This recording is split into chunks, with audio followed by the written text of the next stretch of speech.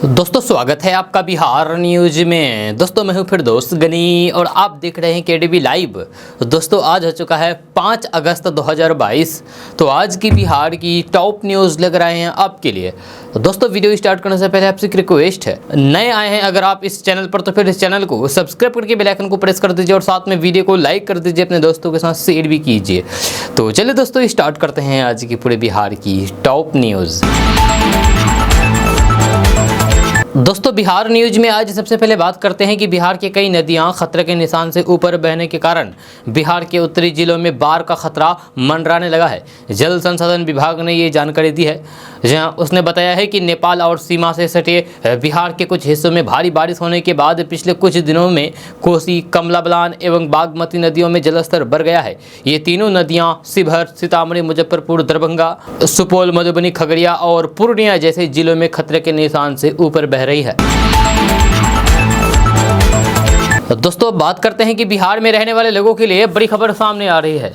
ताज़ा रिपोर्ट्स के मुताबिक बिहार के पटना, भागलपुर समेत सभी नगर निकायों में चुनाव को लेकर के आदेश जारी कर दिया गया है। बिहार निर्वाचन आयोग ने इसको लेकर सभी जिलों में दिशा निर्देश जारी कर दिए हैं। खबर के अनुसार राज्य निर्वाचन आयोग ने बिहार के 248 नगर निकायों में 2 चरणों में चुनाव कराने का फैसला लिया है, जहां इसके लिए चुनाव आयोग को करीब 60,000 ईवीएम मशीन की जरूरत पड़ेगी। इसको लेकर के आयोग ने तैयारी शुरू कर दी है। मीडिया रिपोर्ट्स के अनुसार सितंबर से अक्टूबर महीने के बीच बिहार की 248 नगर निकायों में चुनाव कराए जाएंगे। इसके लिए आयोग को करीब 16,000 बूथों की स्थापना करानी होगी और हर बूथ पर 3-3 ईवीएम मशीन उपलब्ध कराना होगा। दोस्तों बात करते हैं कि बिहार में वज्रपात का कहर एक बार फिर से सामने आया है। ताज़ा रिपोर्ट्स के मुताबिक पिछले 24 घंटे के अंदर बिहार के नवादा और बांका में ठनका गिरने से 5 लोगों की जान चली गई है, जहां इससे कई इलाकों में हरकंप मच गया है। खबर के अनुसार नवादा जिले के सिरदला थाना के इलाके के 3 गांवों में बुधवार को ठनका गिरने से 3 लोगों की जान चली गई और कई लोग झुलस गए। ये घटना सिरदला के अकेलना पंचायत के कोलदहा गांव और हजरा गांव में हुई है। वहीं बांका जिले के धौरिया में भी एक बच्चे की वज्रपात गिरने की वजह से जान चली गई है, जबकि नवादा जिले के रोह थाना इलाके में कुंजेला गांव में एक बुजुर्ग किसान की ठनका गिरने से जान गई है। इस तरह से बिहार में वज्रपात के कहर से लोगों को काफी नुकसान उठाना पड़ा है। आपको बता दें कि बिहार के मुख्यमंत्री नीतीश कुमार ने सभी मृतकों के परिवार वालों के प्रति गहरी संवेदना जताई है और परिवार के लोगों को आर्थिक मदद के तौर पर 4-4 लाख रुपए देने के निर्देश दिए गए हैं और लोगों से खराब मौसम के दौरान विभाग द्वारा जारी किए गए दिशा निर्देश का पालन कराने को कहा गया है। दोस्तों बात करते हैं कि बिहार के पटना, बक्सर, पूर्णिया समेत पूरे बिहार के किसान बिहार राज्य फसल सहायता योजना के लिए ऑनलाइन आवेदन कर सकते हैं। ताज़ा रिपोर्ट्स के मुताबिक बिहार सरकार के संबंधित विभाग ने बिहार राज्य फसल सहायता योजना के लिए नोटिफिकेशन जारी कर दिया है। आपको बता दो कि बिहार राज्य फसल सहायता योजना नीतीश सरकार के द्वारा चलाई जा रही एक ऐसी योजना है जिसके तहत सरकार किसानों के फसलों के नुकसान की भरपाई करती है तथा फसलों के हुए नुकसान का आर्थिक मदद देती है। खबर के अनुसार अगर किसी किसान की फसल 20% तक खराब हो जाता है तो फिर सरकार उसे 7500 प्रति हेक्टेयर धनराशि देती है। वहीं अगर किसान के फसल में 20% खराब हो जाए तो फिर उन्हें 10,000 की धनराशि प्रति हेक्टेयर दी जाती है। इसमें आवेदन की तिथि के बारे में बात करें तो बिहार के किसान बिहार राज्य फसल सहायता योजना के लिए 1 अगस्त से 31 अक्टूबर तक आवेदन कर सकते हैं। दोस्तों बात करते हैं कि बिहार के पटना, औरंगाबाद, भागलपुर, नालंदा समेत बिहार के किसान डीजल अनुदान लेने के लिए ऑनलाइन के द्वारा आवेदन कर सकते हैं। ताज़ा रिपोर्ट्स के मुताबिक नीतीश सरकार बिहार के किसानों को डीजल अनुदान का लाभ दे रही है। इसके लिए किसानों से ऑनलाइन के द्वारा आवेदन मांगे गए हैं। आप फटाफट आवेदन की प्रक्रिया को पूरा कर लें। खबर के अनुसार सूखे की मार झेल रहे बिहार के किसानों को सिंचाई के लिए डीजल अनुदान के रूप में 600 रुपये प्रति एकड़ की दर से अनुदान का लाभ मिलेगा। एक किसान अधिकतम 8 एकड़ खेत की सिंचाई के लिए अनुदान ले सकता है। आपको बता दूं कि सिंचाई करने के लिए खरीदे गए डीजल पर 60 रुपये प्रति लीटर की दर से 600 रुपये प्रति एकड़ का अनुदान दिया जाएगा। धान का बिचड़ा और जूट फसल की अधिकतम 2 सिंचाई के लिए 1200 रुपये प्रति एकड़ का अनुदान मिलेगा। वहीं धान, मक्का, दलहनी, तिलहनी, मौसमी सब्जी, औषधीय एवं सुगंधित पौधे आदि की अधिकतम 3 बार सिंचाई के लिए 1800 रुपये प्रति एकड़ का अनुदान दिया जाएगा। बिहार के किसान इसका लाभ लेने के लिए ऑनलाइन के द्वारा आवेदन कर सकते हैं। दोस्तों बात करते हैं कि सेना भर्ती की अग्निपथ स्कीम को लेकर के यानी कि अग्निपथ योजना को लेकर के ईडी की कार्रवाई का विरोध करने वाली कांग्रेस अब एक बार फिर से बड़े आंदोलन करने की मूड में है। एक बार फिर से कांग्रेस महंगाई के खिलाफ सड़कों पर उतर करके हल्ला बोल करेगी। 5 अगस्त को कांग्रेस देश भर में मूल्य वृद्धि और बेरोजगारी को लेकर के राष्ट्रव्यापी विरोध प्रदर्शन करेगी। दिल्ली में कांग्रेस के सांसद विरोध दर्ज कराने के लिए संसद से चलो राष्ट्रपति भवन का आयोजन करेंगे। इस बीच कांग्रेस ने आरोप लगाया है कि केंद्र सरकार पार्टी को प्रदर्शन नहीं करने को लेकर के दबाव बना रही है या प्रदर्शन के खिलाफ केंद्र सरकार दबाव बना रही है। इधर कांग्रेस नेता अजय माकन ने कहा है कि केंद्र सरकार कांग्रेस पर विरोध प्रदर्शन न करने को लेकर के दबाव बना रही है। अजय माकन ने कहा है कि आज हमें डीसीपी का एक पत्र मिला कि हम 5 अगस्त को विरोध नहीं कर सकते। हालांकि उन्होंने कहा है कि सरकार चाहे जितना भी दबाव चाहती है, लेकिन हम महंगाई, बेरोजगारी, खाद्य वस्तुओं पर जीएसटी का विरोध करेंगे और जेल जाने पर भी अपना कार्यक्रम जारी रखेंगे। दोस्तों अब बात करते हैं कि बिहार में बीजेपी और जदयू की गठबंधन सरकार है। ऐसे में जब हाल ही में बीजेपी की राष्ट्रीय कार्यकारिणी की संयुक्त मोर्चा की बैठक बिहार में हुई तो फिर पार्टी के राष्ट्रीय अध्यक्ष जेपी नड्डा और केंद्रीय गृह मंत्री अमित शाह ने स्थानीय नेताओं के बयानों को लेकर के कड़ी नाराजगी जाहिर की है। बंद कमरे में हो रही इस बैठक में उन्होंने नेताओं से बयानों में सावधानी बरतने के लिए कहा है। साथ ही सख्त लहजे में पार्टी नेताओं से कहा गया है कि वे मीडिया में चेहरा चमकना बंद करें। बीजेपी के टॉप नेताओं की इस नसीहत का असर नीतीश कुमार की जनता दल यूनाइटेड यानी कि जदयू पर भी दिख रहा है। जब बिहार में बीजेपी की ये बैठक 30 और 31 जुलाई को हुई थी, नेताओं को बैठक में हुई बातों की जानकारी मीडिया में बताने से मना कर दिया था, लेकिन बैठक की कुछ छिटपुट बातें बाहर आई है। जब बैठक में शामिल रहे कुछ नेताओं ने बताया है कि जेपी नड्डा और अमित शाह ने बिहार के नेताओं की जमकर की क्लास ली है। शीर्ष नेतृत्व बिहार बीजेपी के कुछ नेताओं के बड़बोलेपन से काफी परेशान दिखा। दोनों नेताओं ने मंत्रियों के अलावा बिहार के जिम्मेदार चेहरों से अपनी नाराजगी जताई है। उन्होंने बिहार बीजेपी के नेताओं को कोई भी बयान देने से पहले 100 बार सोचने की नसीहत दे डाली है। यह साथ ही साथ कहा है कि उन्हें क्षेत्रीय यानी कि ग्रामीण इलाकों के अलावा पार्टी के कार्यकर्ताओं की बातों को ध्यान से सुनना चाहिए। वहीं नेताओं को 2 टूक कह दिया है कि वे किसी भी चैनल या फिर मीडिया को बयान देकर के अपना चेहरा चमकाना सबसे पहले बंद करें। यह साथ ही ध्यान रखें कि वे क्या बोल रहे हैं, ये पहले बोलने से पहले 100 बार सोचना चाहिए। दोस्तों बात करते हैं कि हाईकोर्ट ने मुजफ्फरपुर आई हॉस्पिटल यानी कि आंख हॉस्पिटल में मोतियाबिंद के ऑपरेशन में कई व्यक्तियों की आंख की रोशनी खो जाने के मामले पर सुनवाई की है। हालांकि इस घटना को घटित हुए काफी दिन बीत चुके हैं, फिर भी चीफ जस्टिस संजय करोल की खंडपीठ ने सुनवाई करते हुए बिहार के निदेशक प्रमुख स्वास्थ्य सेवा और सिविल सर्जन मुजफ्फरपुर द्वारा हल्फनामा नहीं दायर करने पर सख्त रुख अपनाया है। यह कोर्ट ने इन अधिकारियों द्वारा हल्फनामा दायर नहीं करने पर नाराजगी जाहिर करते हुए कहा है कि उन्हें हल्फनामा दायर करने के लिए 3 सप्ताह की मोहलत दी है। जब पिछले सुनवाई में मुजफ्फरपुर के एसएसपी को हाईकोर्ट रिपोर्ट प्रस्तुत करने के लिए कोर्ट ने निर्देश दिया था। मुकेश कुमार ने यह जनहित याचिका दायर की है। दोस्तों अब बात करते हैं कि आज़ादी के अमृत महोत्सव के अंतर्गत हर घर झंडा कार्यक्रम के तहत बिहार में 1.5 करोड़ घरों में राष्ट्रीय झंडा फहराया जाएगा। इसे लेकर के कैबिनेट सचिव की अध्यक्षता में मुख्य सचिव के साथ बिहार सरकार के अलग अलग विभागों के साथ बुधवार को समीक्षा बैठक का आयोजन किया गया। यह बैठक में बताया गया है कि 1.5 करोड़ परिवारों में राष्ट्रीय झंडा फहराने का लक्ष्य है। जिलों में जीविका दीदियां तिरंगा तैयार करने में जुटा हुआ है। यह सहकारिता विभाग की ओर से बताया गया है कि झंडा निर्माण कार्य बुनकर सहकारी समितियों के माध्यम से शुरू किया जा चुका है, जिसे जिलों में खरीदा जा सकता है। जबकि स्वास्थ्य विभाग की ओर से आशा और एएनएम के माध्यम से झंडा फहराने का लक्ष्य निर्धारित किया गया है। दोस्तों बात करते हैं कि केंद्र सरकार में मंत्रिमंडल का विस्तार होना है या कई पदों पर अन्य मंत्री प्रभारी के रूप में काम देख रहे हैं। हालांकि केंद्र में मंत्रिमंडल का विस्तार कब होगा इस पर अभी कुछ भी तय नहीं है, लेकिन अगर निकट भविष्य में ऐसा होता है तो फिर सबसे बड़ा सियासी सवाल ये है कि क्या इस बार जदयू केंद्र मंत्रिमंडल में शामिल होगी, ये सवाल है। जब बीजेपी मिशन 2024 के तहत सारे कदम उठा रही है, संगठनात्मक बदलाव के साथ साथ बीजेपी की केंद्रीय मंत्रिपरिषद में बदलाव पर भी नजर है। इसी को लेकर के सियासी चर्चाओं का बाजार गर्म गर्म है कि क्या बिहार से जदयू की एंट्री होगी। यदि हाँ, तो फिर आरसीपी सिंह के बाद वह कौन सा चेहरा होगा जो केंद्र में मंत्री बनेगा, इसे लेकर के अभी से सस्पेंस बरकरार है। अगर निकट भविष्य में मंत्रिमंडल विस्तार होता है तो फिर इस बार जदयू के साथ साथ शिवसेना के बागी गुट को भी जगह मिल सकती है, क्योंकि मौजूदा मंत्रिमंडल में सहयोगी दलों से कुछ ही कैबिनेट मंत्री है। ऐसे में अगर फेरबदल होता है तो फिर इनकी संख्या बढ़ सकती है। अब जदयू को अगर मोदी मंत्रिमंडल में शामिल रहना है तो अभी सबसे पहले बड़े दावेदार पार्टी के राष्ट्रीय अध्यक्ष ललन सिंह है। जब पिछली बार भी उनका नाम आगे था, लेकिन बाजी आरसीपी सिंह के हाथों लग गई थी। अब ललन सिंह के पास मौका है और वह पावर सेंटर के करीब हैं। इनके अलावा ऐसा कोई चेहरा नहीं है जिस पर नीतीश इतना भरोसा करते हो।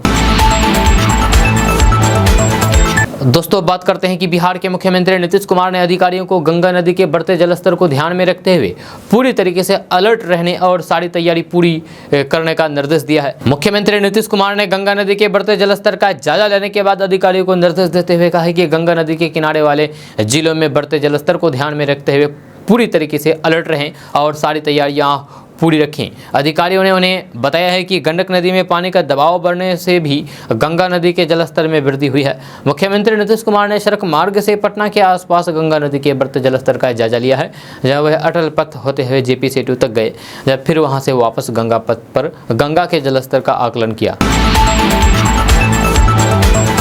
दोस्तों, बात करते हैं कि नेपाल में लगातार हो रही बारिश के बाद बिहार में बाढ़ की आहट सुनाई दे रही है। यहाँ कोसी, महानंदा, गंडक, गंगा, सोन समेत कई नदियों का जलस्तर लगातार बढ़ता जा रहा है, जिसके बाद निचले इलाकों के कई गांवों में पानी घुस रहा है। कोसी, गंडक और बागमती नदियां खतरे के निशान से ऊपर है, तो वहीं पटना के गंगा का जलस्तर भी तेजी से बढ़ रहा है। वहीं नेपाल में लगातार बारिश होने के बाद सुपौल जिले के वीरपुर बराज के 56 में से 35 फाटक खोल दिए गए हैं, जिसके बाद इस बराज से 2,29,000 क्यूसेक पानी डिस्चार्ज किया हो रहा है। दरअसल नेपाल के तराई क्षेत्र में लगातार हो रही बारिश और बिहार के कई जिलों में बारिश के बाद बिहार की कई नदियां उफान पर है, जहां गंडक, कोसी, बागमती, महानंदा और कमला बलान नदियां बिहार में कई जगहों पर खतरे के निशान से ऊपर बह रही है। दोस्तों, बात करते हैं कि केंद्रीय स्वास्थ्य मंत्री मनसुख मंडाविया ने कहा है कि अब तक भारत ने 23 करोड़ से अधिक आयुष्मान भारत स्वास्थ्य खाता नंबर बना लिए हैं। उन्होंने बुधवार को ट्वीट करते हुए कहा है कि आयुष्मान भारत डिजिटल मिशन देश भर में डिजिटल हेल्थ कार्ड इकोसिस्टम को मजबूत करके लोगों के जीवन को बदल रहा है। आयुष्मान भारत डिजिटल मिशन का उद्देश्य देश की एकीकृत डिजिटल स्वास्थ्य बुनियादी ढांचे का समर्थन करने के लिए आवश्यक रीढ़ की हड्डी का विकास करना है।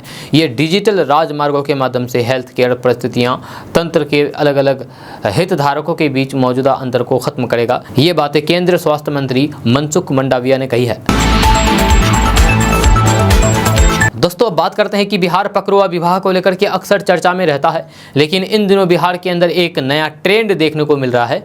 घर से भाग करके शादी रचाने वाले प्रेमी जोड़ी की तादाद हालिया वक्त में तेजी के साथ बढ़ी है। ये एक ट्रेंड बन गई है। बिहार में ऐसे मामलों में तेजी से इजाफा हुआ है जिसमें प्रेमी और प्रेमिका घर से फरार हो गए और फिर उन्होंने शादी रचा ली। ज्यादातर मामलों में शादी रचाने वाले प्रेमी जोड़े बालिग पाए गए हैं। हालांकि कुछ मामलों में नाबालिग के घर से फरार होने की भी जानकारी मिलती रहती है और ऐसे मामलों में प्रेमी जोड़ी को मुसीबतों का सामना करना भी पड़ता है।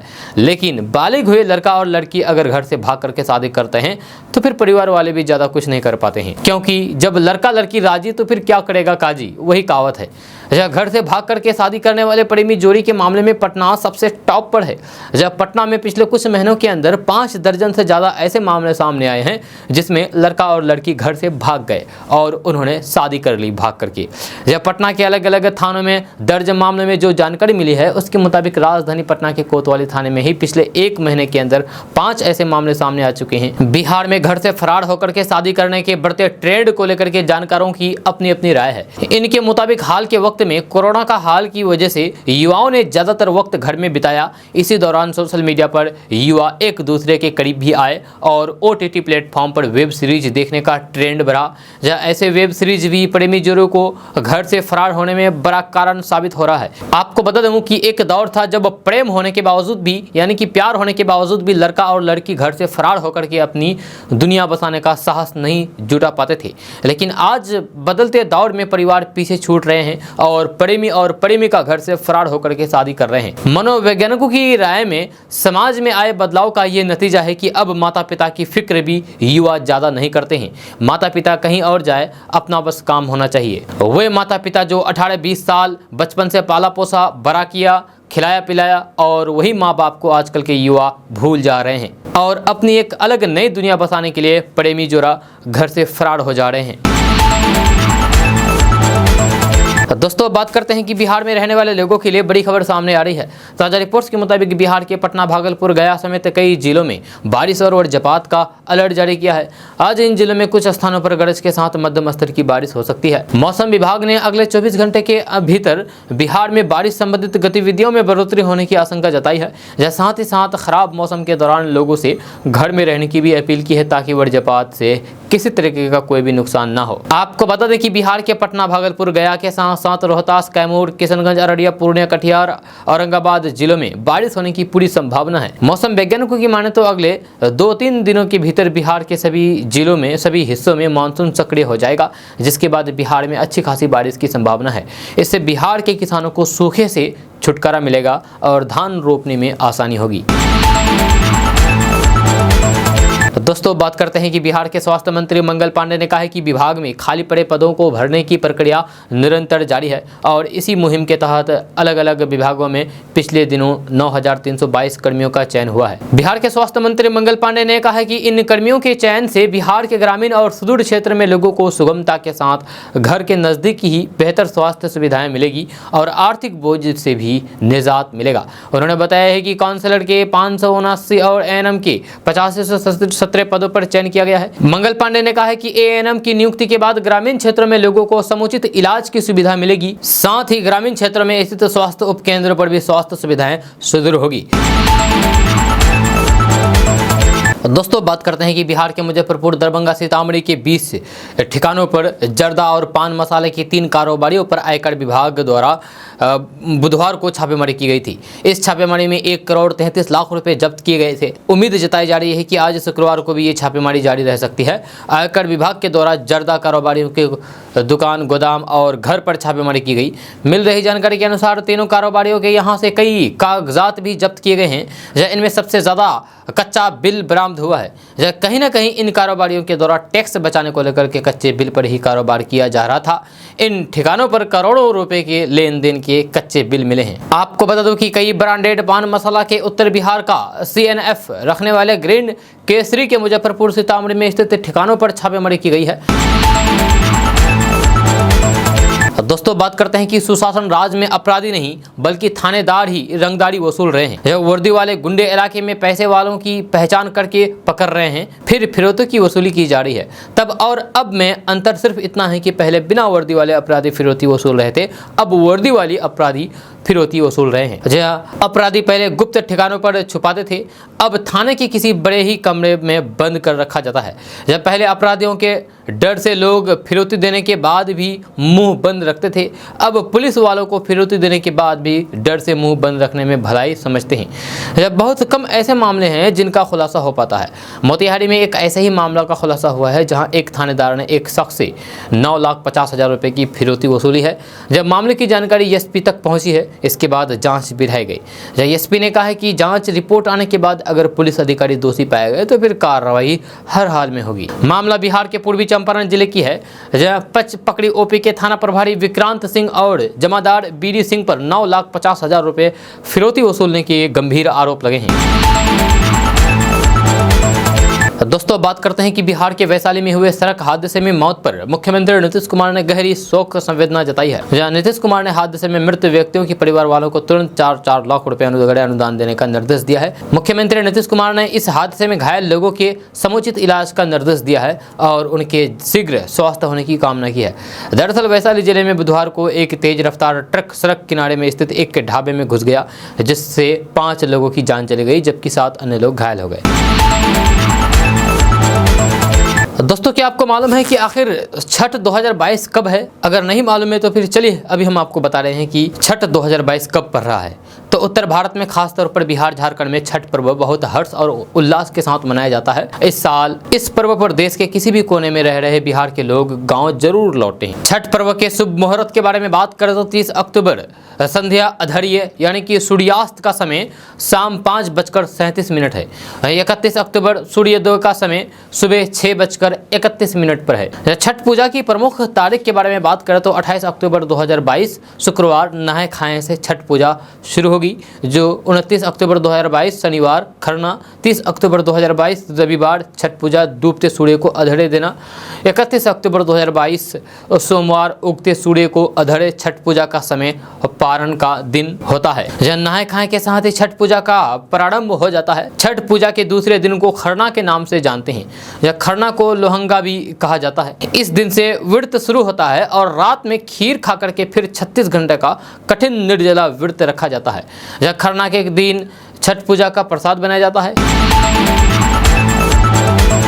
दोस्तों, बात करते हैं कि दिवंगत आरजेडी नेता शहाबुद्दीन के घर कहे जाने वाले सिवान की सियासी फिजाएं बदल रही है। शहाबुद्दीन के दुनिया से चले जाने के बाद अब सिवान जिले में अन्य नेता भी सक्रिय हो रहे हैं। राज्यसभा नहीं भेजे जाने को लेकर के हिना साहब की लालू और तेजस्वी यादव से नाराजगी किसी से छिपी नहीं है। सियासी खींचतान के बीच रईस खान अब आरजेडी के नजदीक दिख रहे हैं। एमएलसी चुनाव में दावेदारी ठोक चुके रईस खान ने आरजेडी सुप्रीमो के बड़े बेटे यानी कि लालू प्रसाद यादव के बड़े बेटे तेज प्रताप यादव से मुलाकात की है। इसके बाद सियासी अटकलों का दौर तेज हो गया है। जी हां, रईस खान को सिवान और आसपास के इलाकों में खान ब्रदर्स के नाम से भी जाना जाता है। जहां उन्होंने लालू प्रसाद यादव के बड़े बेटे और हसनपुर से आरजेडी विधायक तेज प्रताप यादव से मुलाकात की है। इस दौरान तेज प्रताप यादव के मामा प्रभुनाथ भी मौजूद रहे।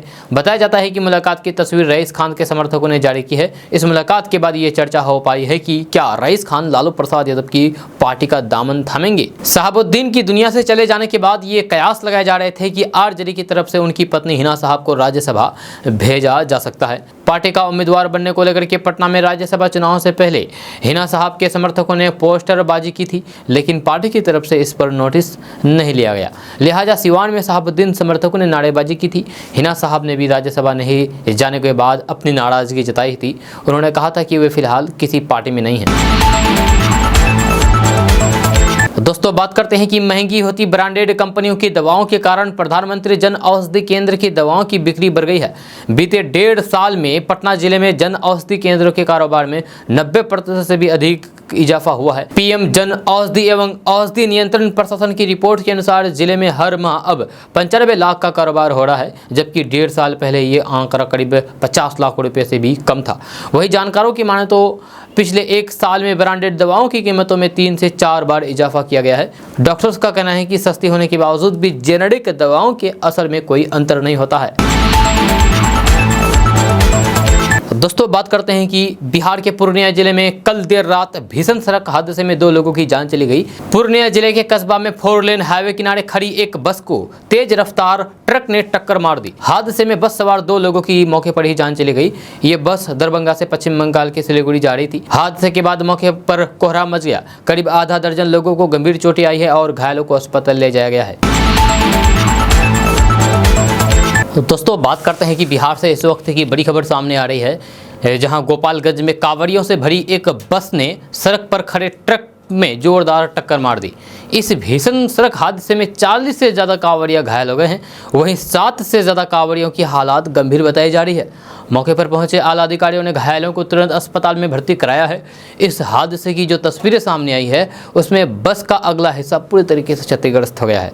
हालांकि हम आपको तस्वीर नहीं दिखा सकते हैं क्योंकि तस्वीर यूट्यूब के रूल्स एंड रेगुलेशन के खिलाफ है, इसलिए हम आपको तस्वीर नहीं दिखा सकते हैं। बताया जा रहा है कि ये बस कांवड़ियों को लेकर के नेपाल से देवघर जा रही थी, जिसके बाद ये दुर्घटनाग्रस्त हो गई। दोस्तों, बात करते हैं कि बिहार के वैशाली जिले में एक तेज रफ्तार ट्रक सड़क किनारे में एक ढाबे में घुस गया, जिससे 5 लोगों की जान चली गई, जबकि 7 अन्य लोग घायल हो गए। पुलिस ने ये जानकारी दी है। उन्होंने बताया है कि यह हादसा पातेपुर पुलिस थाना क्षेत्र में बहुआरा चौक पर अपहरण करीब 1 बजे हुआ। जब फतेहपुर के थाना अध्यक्ष रामशंकर कुमार ने कहा है कि 4 लोगों की मौके पर ही जान चली गई, जबकि 8 लोगों को पास के अस्पताल में ले जाया गया। उन्होंने बताया कि घायलों में से एक शख्स की अस्पताल में इलाज के दौरान जान चली गई। उन्होंने कहा है कि घायलों में से 4 की हालत गंभीर है और उन्हें बेहतर उपचार के लिए पटना मेडिकल कॉलेज एवं अस्पताल में रेफर कर दिया गया है। मृतकों की पहचान के प्रयास किए जा रहे हैं। तो दोस्तों बात करते हैं कि बिहार माध्यमिक शिक्षा बोर्ड यानी कि बीएसईबी ने कक्षा 10वीं 12वीं की बोर्ड परीक्षा 2023 के लिए डमी एडमिट कार्ड जारी कर दिया है। छात्र जो भी बोर्ड परीक्षा के लिए पंजीकरण किए हैं वह बिहार बोर्ड की आधिकारिक वेबसाइट पर biharboardonline.bihar.gov.in पर जाकर के अपना डमी एडमिट कार्ड डाउनलोड कर सकते हैं। जहाँ बीएसईबी यानी कि बोर्ड ने अभी तक बिहार में मैट्रिक और इंटरमीडिएट परीक्षा की डेट शीट जारी नहीं की है। ऐसे में अगर आप भी बिहार बोर्ड की डमी एडमिट कार्ड डाउनलोड करना चाहते हैं तो इसके लिए एक और वेबसाइट है और यह है www.http://biharboardonline.bihar.gov.in/ पर क्लिक करके डाउनलोड कर सकते हैं। तो दोस्तों बात करते हैं कि बिहार के अरवल जिले में शर्मसार कर देने वाली घटना सामने आई है। 3 युवकों ने एक नाबालिग लड़की से सामूहिक मिलकर के गलत काम किया, ये जानकारी पुलिस ने दी है। पुलिस के अनुसार पीड़िता अरवल जिले में कोचिंग पढ़ने के लिए जा रही थी। जब वह सड़ेन गांव पहुंची तो 3 युवकों ने उसके साथ जबरन मारपीट की, उसे पास की ही झाड़ियों में घसीटा और उसका तीनों ने गलत काम किया। जब उसके साथ गलत काम किया, वारदात को अंजाम देने के बाद आरोपी मौके से फरार हो गए हैं। जब पीड़िता ने पास के थाने में पहुंचकर के तीनों की शिकायत दर्ज कराई है। जांच के लिए तत्काल मामले को महिला थाने ट्रांसफर कर दिया गया है। दोस्तों बात करते हैं कि बिहार में लगातार कई भ्रष्ट अफसरों के खिलाफ एक्शन लिया जा रहा है। इस बीच पटना के दानापुर में मनरेगा की राशि में हेराफेरी करने वाले पंचायत तकनीकी सहायक को बर्खास्त कर दिया गया है। उन पर आरोप लगाया है कि उन्होंने मनरेगा के तहत 2020 में किए गए पौधारोपण योजना की राशि का गलत इस्तेमाल किया था। मामला दानापुर के गंगहरा पंचायत का है। आपको बता दूं कि यहाँ भ्रष्टाचार के खिलाफ कार्रवाई लगातार जारी है। इससे पहले भी इसी मामले में डीएम ने दानापुर की मनरेगा कार्यक्रम पदाधिकारी को बर्खास्त कर दिया था। हालांकि इस मामले में कनीय अभियंता और लेखापाल पर कार्रवाई नहीं हुई है, क्योंकि जांच में दोनों निर्दोष पाए गए हैं। दोस्तों बात करते हैं कि अग्निवीर भर्ती रैली में शामिल होने के लिए 7 से 23 अक्टूबर तक अभ्यर्थी दौड़ लगाएंगे। इसके लिए अभ्यर्थियों को 5 अगस्त से 3 सितंबर तक ऑनलाइन पंजीकरण करना होगा। जहाँ झारखंड और बिहार सेना भर्ती मुख्यालय परिसर में स्थित चंदमारी में अभ्यर्थियों की दौड़ के लिए सारी तैयारियां की जा रही है। बिहार के 7 जिलों के लिए भर्ती रैली 16 दिनों तक चलेगी। इसकी जानकारी बिहार और झारखंड के भर्ती निदेशक कर्नल जितेंद्र सिंह ने दी है। दोस्तों बात करते हैं कि तेल कंपनियों ने एक बार फिर से बिहार के लोगों को झटका दिया है। जब बिहार के कई शहरों में आज पेट्रोल और डीजल की कीमत में इजाफा हुआ है। जब पटना, मुजफ्फरपुर, पूर्णिया, मुंगेर, मधेपुरा, बक्सर समेत बिहार के कई जिलों में पेट्रोल डीजल महंगा हो गया है। हालांकि भागलपुर और गया जिला समेत कुछ शहरों में तेल के भाव में हल्की सी गिरावट देखी गई है। राजधानी पटना में आज पेट्रोल के दाम 35 पैसे और डीजल के 32 पैसे प्रति लीटर बढ़ गए हैं। जब मुजफ्फरपुर में पेट्रोल 38 पैसे और डीजल 36 पैसे प्रति लीटर महंगा हो गया है। पूर्णिया में पेट्रोल के भाव में 6 पैसे और डीजल में 5 पैसे प्रति लीटर की बढ़ोतरी हुई है। इसके अलावा अररिया, बांका, बक्सर, दरभंगा, किशनगंज, मधेपुरा, मुंगेर, मधुबनी, नवादा, सासाराम, शेखपुरा और बेतिया में भी पेट्रोल डीजल के दाम में इजाफा हुआ है। हालांकि भागलपुर में पेट्रोल 26 पैसे और डीजल 24 पैसे प्रति लीटर की दर से सस्ता हो गया है।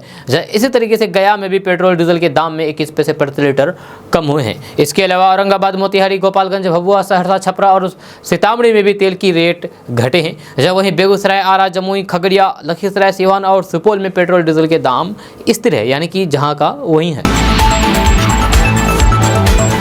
दोस्तों बात करते हैं कि भारतीय जनता पार्टी ने जुलाई महीने के आखिरी 4 दिनों में बिहार के अंदर जो बड़ा आयोजन किया, उसके बाद अब पार्टी के अंदर बड़े बदलाव की तैयारी में हो रही है। दरअसल पार्टी के राष्ट्रीय अध्यक्ष जेपी नड्डा 2 दिनों तक पटना में रहे थे। प्रधानमंत्री नरेंद्र मोदी के बाद पार्टी में दूसरे नंबर पर आने वाले केंद्रीय गृह मंत्री अमित शाह भी इस दौरान पटना पहुंचे थे।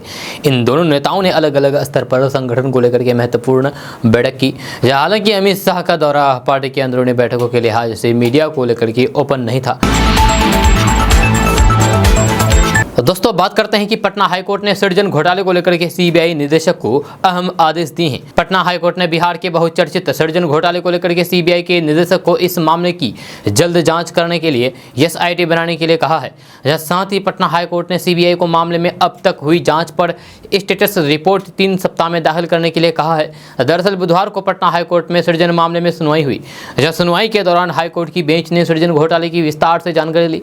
कोर्ट ने दोनों पक्षों के वकील से जाना है कि घोटाले को लेकर के कैसा अंजाम दिया गया है, इसमें कौन कौन लोग आरोपी हैं। आखिरकार सरकार का सैकड़ों करोड़ रुपए सृजन नाम की संस्था के पास कैसे पहुंचा। कोर्ट ने वकीलों से जाना है कि सरकार के जो पैसे बैंक में जमा होने थे वे गायब कैसे हो गए। जब कोर्ट ने घोटाले से जुड़े तथ्यों को जानने के बाद ये कहा है कि यह गंभीर मामला है। दोस्तों बात करते हैं कि बिहार के किसानों के लिए अच्छी खबर सामने आई है। सरकार किसानों की आय में वृद्धि करने के लिए 7 निश्चय पार्ट 2 के तहत किसानों को अनुदान देकर के खेतों की मेड़ पर फलदार पौधे लगाने जा रही है। कृषि विभाग सूक्ष्म सिंचाई आधारित शुष्क बागवानी योजना पर अगले 3 साल में करीब 3 करोड़ रुपए खर्च किए जाएंगे। Centre of excellence Desari Vaishali से आंवला, बेर, जामुन, कटहल, बेल, अनार, नींबू एवं मीठा नींबू आदि किसानों को उपलब्ध कराया जाएगा। जब किसान अपनी पसंद से फलदार पौधे का चयन कर सकेंगे और उसको लगा सकेंगे। फलदार पौधे के अनुदान की राशि योजना की राशि से कट करके centre of excellence Desari Vaishali को उपलब्ध करा दी जाएगी।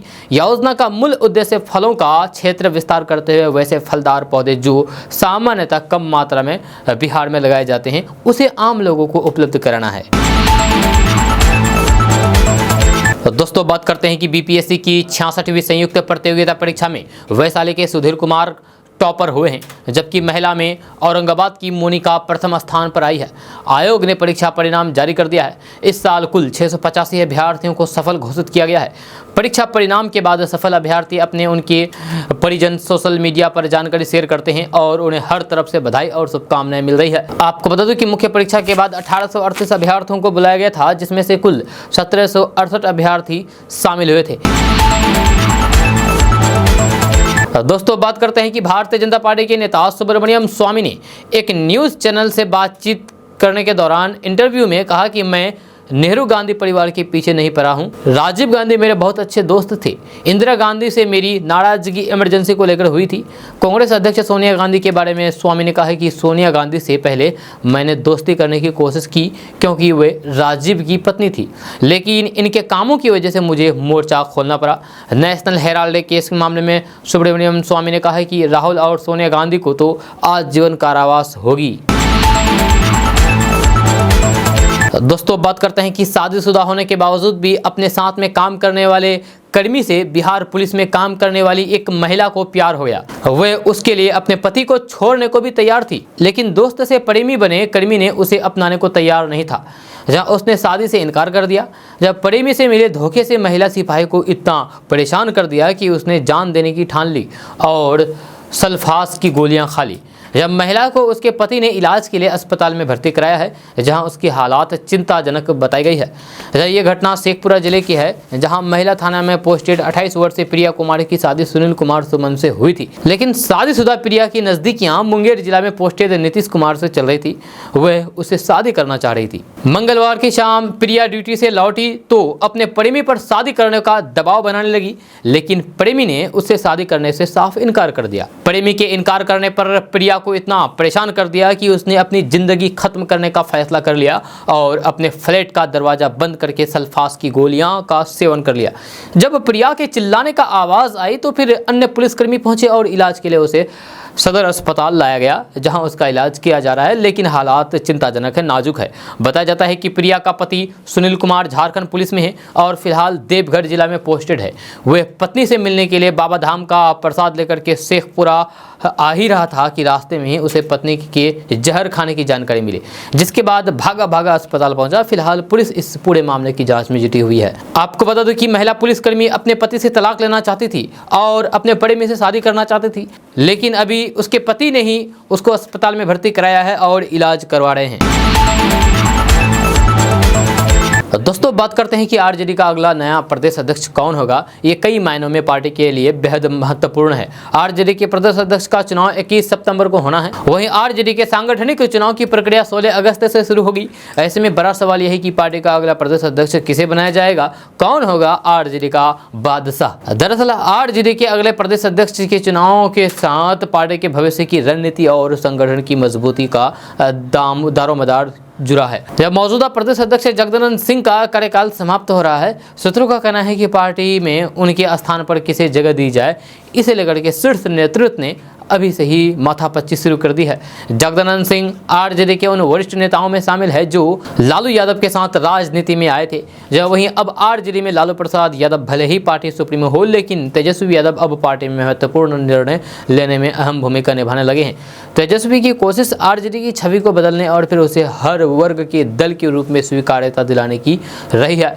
जब सूत्रों का कहना है कि जगदानंद सिंह की जगह किसी ऐसे व्यक्ति को प्रदेश अध्यक्ष की कमान सौंपी जा सकती है जो युवा हो, जो तेजस्वी यादव के साथ मिलकर के आरजेडी के भविष्य को संवारने की पहल करे। ऐसे में जगदानंद सिंह की बढ़ती आयु के कारण उन्हें एक बार फिर से प्रदेश अध्यक्ष की कमान दी जाएगी, इसे लेकर के संयम बरकरार है। साथ ही पूर्व में ऐसे वाकये भी देखने को मिले जब लालू प्रसाद यादव के बड़े बेटे तेज प्रताप यादव के निशाने पर जगदानंद सिंह रहे हैं।